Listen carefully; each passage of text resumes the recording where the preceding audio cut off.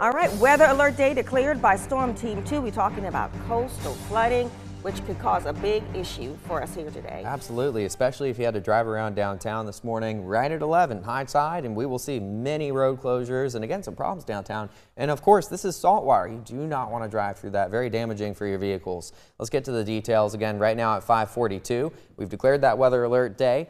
We are looking at a coastal flood warning in place from 9 until 3 in the afternoon. We're looking at not only the coastal flooding, but erosion as well. So this is your heads up. We wanted to declare the weather alert day to let you know that you need to act. Move those vehicles out of those low-lying spots, whether it's downtown or in other locations, and stay out of those really choppy ocean conditions because, again, rip currents certainly will be in place today. There's also a gale warning. It's not a good idea to get any small boats offshore. Even in the Charleston Harbor, we do have a small craft advisory. Gale warning for all of our offshore waters. Storm Team 2 Viper radar showing showers and thunderstorms mainly offshore, but slowly they will push in our direction. The rain's not the concern today. It's just the coastal flooding due to the full moon high tide cycle and these breezy northeast winds. Now, temperatures-wise, it actually feels incredible out the door this morning. 57 in Kingstree, 61 at the airport, low 60s on our beaches.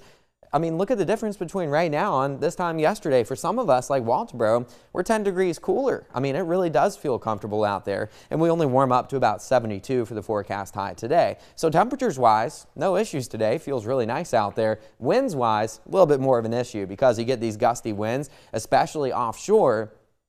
That's generating swell and pushing it in our direction. And because of that, right at high tide, you get really choppy ocean conditions right along the dunes. Coastal erosion, a big player today, and the potential for coastal flooding too. We could be well into that major flood category. So for that reason, coastal flood warning in place again from 9 until 3, but high tides right at 11:02. So a couple hours before that, a couple hours after that, we will be dealing with issues in those low-lying locations. Road closures are expected. Plan accordingly, especially around downtown Charleston. Look at this tidal flooding forecast for us right at 11. 8.4 feet. Again, if that verifies, we are looking at significant flooding in those low-lying locations. Now, Saturday has to be monitored too. We're really close to the major flood stage in the Charleston Harbor, but more than likely the winds will be a little bit more northerly by that time frame, which could help to keep the water from out of the Charleston Harbor. Plus, again, the full moon was a couple days ago, so the farther away we get away from that, things will get overall improved for us. Here's 6 o'clock this evening. Still looking at rain beginning to move in, again, mainly for the afternoon today, especially along the immediate coast. Total rainfall from this whole system, this coastal low we're tracking, likely 1 to 3 inches on the high end. And overall, just really gusty conditions going into Saturday morning. As it gets really close to us, we could be looking at winds 20 to 30 out there. And on the beaches, maybe up to 35. Offshore, we could be looking at gusts exceeding 40.